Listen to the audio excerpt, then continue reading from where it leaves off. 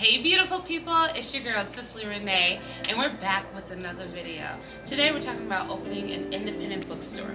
But just know that even if you don't plan on opening an independent bookstore, these ideas, thoughts, or whatever I'm going to give you can be transferable to other types of business. So if you're ready to get started, stay tuned. Keep on watching.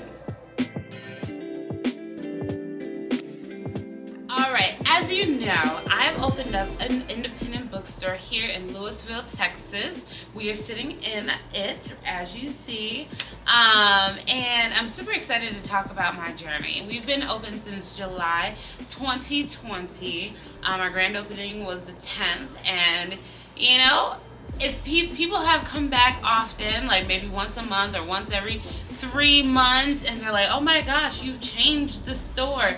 You know, there's new things, there's new books, there's so many new things. And so, you know, I believe that your business is a living organism, and it grows and it flourishes and it changes, and you know, there's a lot of things that happen in a business. And so I wanted to talk to you guys a little bit about, you know, owning your own business, like a brick and mortar site, as well as just some things to expect, and some things that I didn't expect, you know, some things that I've learned over these past several months, okay? Okay, so my first thought is, you know, that it is a living organism, right? It should always be transforming, it should always be moving, it should have a heartbeat. And so when people come into my store, they feel a vibe, they feel the energy, they feel at peace, they feel, you know, connected. And so I made it my mission to make sure that, you know, the pieces that I put in here speaks to, you know, the community. It's reflective of the people who shop here, and it celebrates the people on the shelves. So on my shelves is specifically BIPOC, who are part of the self-published part of the store, as well as the makers. And so I wanted to make sure that I'm, you know, uplifting and elevating the community through the things that I put in this store. And so a lot of the books are educational, a lot of the books are inspirational, you know, the activities are healing and, you know, exciting and creative. And so just know that, you know, your business is always evolving, it's always moving, it's growing, it has a heartbeat. And if it does not, then it's not really a business, or it's not a passion business, it's just a business to make money, right? So think about that. So that would be my second tip, is that, you know, do you want to start a business for passion or profit only? Of course you want to make that money, right? But do you want to make that money by any means necessary, or do you want to be connected to the purpose of, you know, your store? And so I'm definitely connected, and the mission of this bookstore is called, or it is, to promote the love of literacy, creativity, and entrepreneurship. And so those are my three founding pillars that I, you know, base all my classes and workshops and events under, right? So I won't be doing, you know, random stuff if it does not align with my mission, okay? So that's number 3. Make sure that what you are doing aligns with your mission, and it is okay to say no for certain things, right?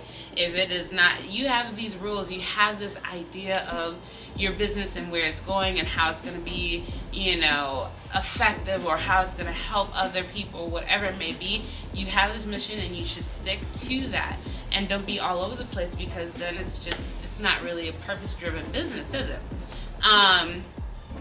So yeah.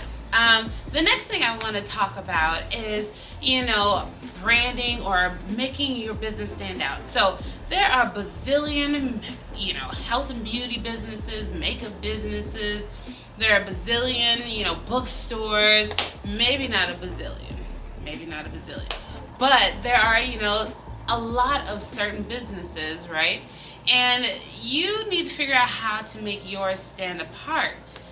Anybody can go to an independent bookstore and, you know, be excited about it. There's one in Denton, not too far from here, and why would someone go there opposed to coming here? Like, that is all about your branding and how you want to, you know, connect with your community.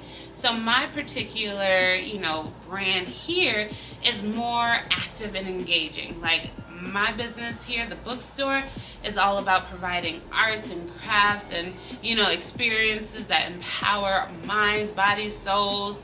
You can come here, you can come paint, you can do arts and crafts, you can come hang out and chill, you can read the books, you can do open mics. There's just so many things that happen in this bookstore that relate to creativity and entrepreneurship and, literacy, right? So maybe there's an independent bookstore that only focuses on, they don't have those type of events, right? They're just there to sell the books, however their system works. But you want to make sure you put your own, spin on it, your own touch, your fingerprint, your thumbprint, and make it your own and make it stand out, right? So people, when they come to the store, like I said earlier, they feel connected, they feel the energy.